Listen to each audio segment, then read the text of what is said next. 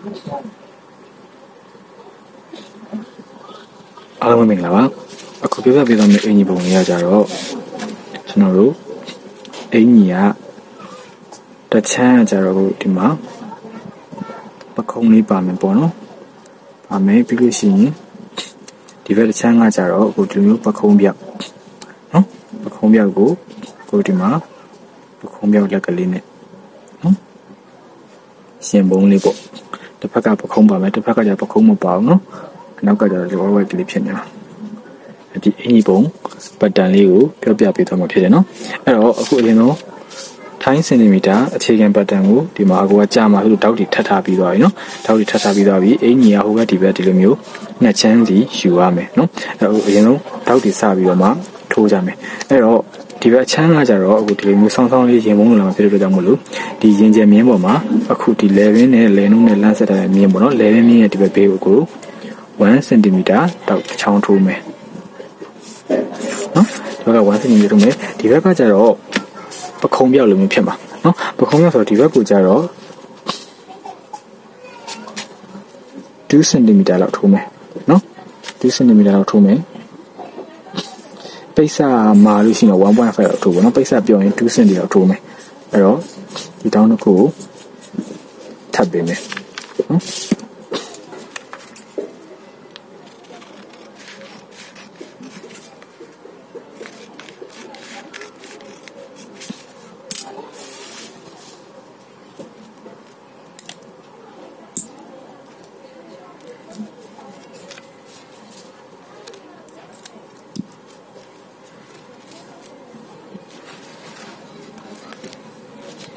ရပြီနော်အဲ့တော့အခုဒီဘက်ကပခုံးလေးကကျတော့အခုဒီမှာကိုကြိုက်တဲ့ပခုံးကို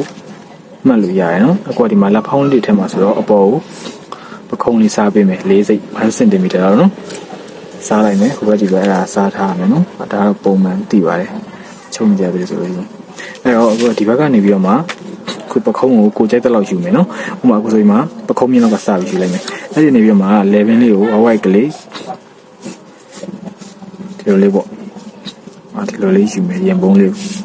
နော်အဲ့ဒီရင်ပုံးကဒီလိုမျိုးယူမယ်ဒီဘက်မှာကျတော့အကိုတို့ကဒီလိုမျိုးပေါ့နော်ပခုံးပြောက်လိုပုံစံကာကြီးကိုလေးသွားမှာဆိုတော့အခုဒီမှာရင်ကျယ်မြင်းလောက်ပေါ့နော်ရင်ကျယ်မြင်းရဲ့အပေါ်ပြည့်ပြည့်ပေါ့နော်ဒါတော့ကိုယ်စင်ပြလို့ချလို့ရတယ်ဒီလိုမျိုးပေါ့နော်ခုံလေးယူလိုက်မယ်နော်တကယ်လို့ customer ဝယ်ရတယ်ဆိုရင်ကိုဒီမှာရင်ကျယ်မြင်းကနေဒီလိုချပြီးတော့မှဒီဘက်ကအရှိတ်ကိုလည်းဒီအောက်ထိချလို့ရတယ်เนาะအဲ့ဒါတော့ customer ဝယ်ရတဲ့ပုံမှာဒီလိုကြည့်ကြပြီးတော့ချလို့ရပါတယ်เนาะရတယ်အဲ့ပြင်အခုဒီမှာဒီရင်ကျယ်မြင့်တဲ့အတွင်းထဲကိုတစ်လက်မတောင်2.5 လောက်ဝင်မယ်เนาะဝင်ပြီးတော့မှဒီလိုလေးစားပေးမယ်เนาะဒီလိုမျိုးလေးစားပေးမယ်ဒါတော့အခုပုံမှန်ပခုံးပြောက်အင်ကြီးချုပ်တဲ့ပုံစံတိုင်းပဲเนาะအဲ့ဒါဆိုရှေ့ချမ်းမှာရပြီဒီတိုင်းပဲအဲ့နောက်ချမ်းကိုသွားမယ်နောက်ချမ်းမှာဆိုရင်ဒီဘက်ကခုံးတောက်တွေစားပေးထားမယ်နော်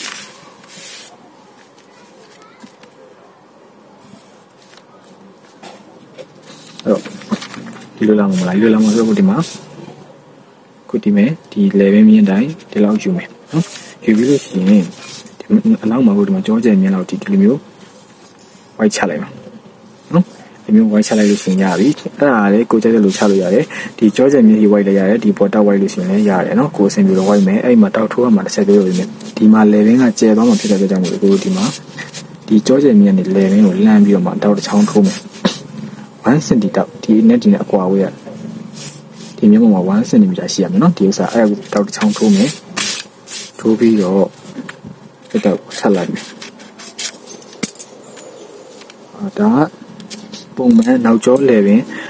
နောက် level ပေါ့နော်အရန်ပြဲလို့ရှိရင်ဒီတိုင်းလေးပုံမှန်ထိုးပေးလို့ရတယ်နော်1 cm တိတ်မပြဲဘူးဆိုရှင်လည်းဒီလိုဟာမှာဆိုရင် 0.5 လောက်ထိုးလိုက်ရတယ်နော်အခုတော့ level က hollow ကြီးဖြစ်နေတော့အခုက1 cm ထိုးလိုက်တယ်လို့ရှင်ဒီနောက်မှာလည်း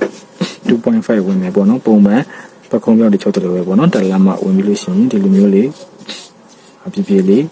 ဝိုင်းမယ်အဲဆိုလို့ရှိရင်ဒီမှာနောက်ချမ်းလေးပတ်တန်ပြီးသွားပြီနော်အဲ့တော့ပတ်တန်ညက်ပြမယ်ပတ်တန်ညက်လို့ရှိရင်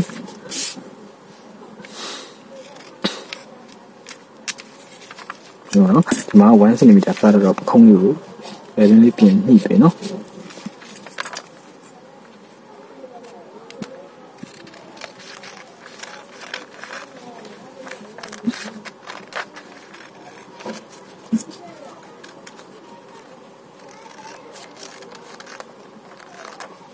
ရပြီဒါနောက်ချမ်းပဲနော်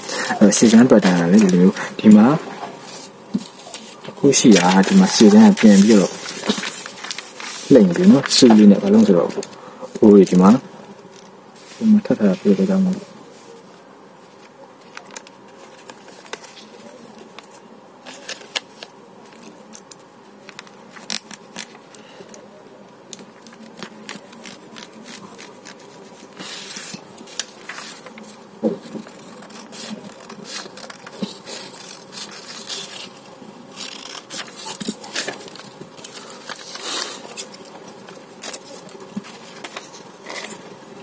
ညက်မယ်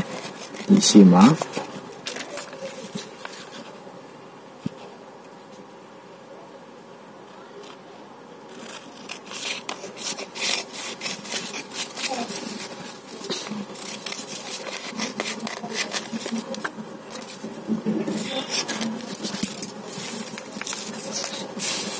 ရပြီဒါရှင်ပုံကြံနော်ရှင်ပုံကြံတော့ကိုထပ်ပြလိုက်မယ်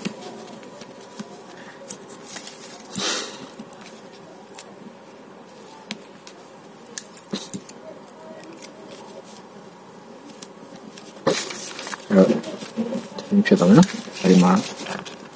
ဒါစားပေးမယ်ဟုတ်ပြီဟိုဒီမှာရပြီရှေ့ချမ်းနောက်ချမ်းနော်ရှေ့ချမ်းနောက်ချမ်းရပြီအဲ့တော့ဒီဘက်မှာကျတော့လက်တက်မယ်ဆိုလို့ရှိရင်လက်ပတ်တန်ရိုးရိုးပဲဒီလိုပဲနော်ဒီလိုမှကိုတို့ကဒီမှာလက်ဖောင်းလေးတက်မှဖြစ်တဲ့အတွက်ကြောင့်မို့လို့ဒီလက်ရဲ့အပေါ်ကိုနှစ်လက်မှပေါ့နော်နှစ်လက်မှတောင်မို့လို့ရှိရင်နှစ်ခွဲလောက်ဒီလိုမျိုးလေးတက်လိုက်မယ်ပေါ့နော်နှစ်လက်မှနှစ်ခွဲအဲ့လိုမျိုးတက်မယ်တက်ပြီးလို့ရှိရင်အခုဒီလိုမျိုးလေးဝိုက်ကလေးပေါ့နော်ဒီမျိုးလေးချပြီးတော့မှတက်လိုက်မယ်ရိုးရိုးလက်ပဲရိုးရိုးလက်ဖောင်းကိုဒီဘက်မှာတက်မယ်နောက်ဒီဘက်မှာကျတော့အခုဘယ်လိုလက်တက်မလဲဒီဘက်ကကျတော့အခုဒီလိုပခုံးမြောက်လက်ပေါ့နော်ပခုံးမြောက်လက်လိုမျိုးဒါလေးကိုနည်းနည်းလေးခွဲကားပေးရမယ်ပေါ့နော်ဒီခလေးကောင်ကနေပြီးတော့မှခွဲကားပြီးတော့မှအဲ့ဟာကြီးနဲ့လက်ပတ်တန်လေးကနှစ်ခုကမတူဘူးเนาะတခြားကြိုက်တော့ဟိုဘက်ဒီဘက်ကိုကြောင်းမြန်လေးဖြစ်ကုန်တယ်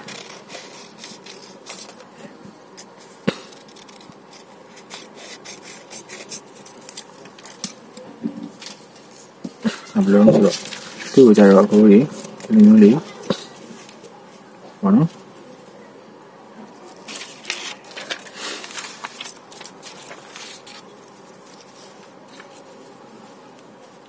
ဒီမျိုးလေးခွဲကားပေးလိုက်မယ်နော်ဒီမျိုးလေးခွဲကားပေးမယ်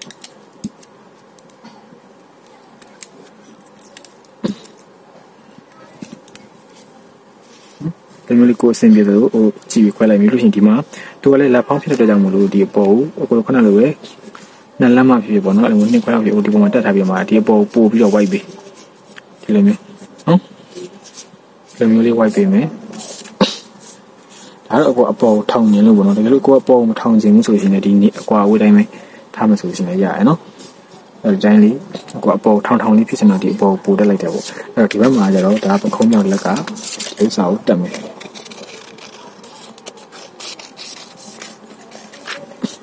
အဲ့ဆိုရပြီနော်ဟိုဗီဒီယိုရှင်းနေမှာဆိုလို့မြင်ပြောလိုက်တာမို့ရပြီဒီမှာရှေ့ချမ်းနော်ရှေ့ချမ်းဒီမှာနောက်ချမ်းဒီဘက်မှာအခုရိုးရိုးလက်တက်မယ်နော်ရိုးလက်တက်မယ်ဒီဘက်မှာကျတော့ခုတန်းဒီပခုံးပြောက်လက်ကိုတက်ပြီးလို့ရှိရင်ဒီမှာခြေဆွဲတွန့်လိုက်ရောတွန့်ပြီးလုံးကုန်မယ်နော်အဲ့တော့အကွာဝေးရတော့တိမှာပါဒီကိုလိုမျိုးအရှိဆိုလို့ရှိရင်အရှိချမ်းဒီလို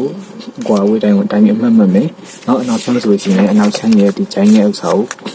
အမှတ်မှတ်ပြီးတော့အဲ့လိုမျိုးတက်ခဲ့လိုက်မယ်ပေါ့နော်တက်လာပြီးတော့မှအခုဒီမှာပိုတဲ့ဥစ္စာကိုအခုခြေဆွဲတွန့်မယ်နော်ခြေဆွဲတွန့်မယ်ဆိုတော့ခဏကအခုဒီမှာ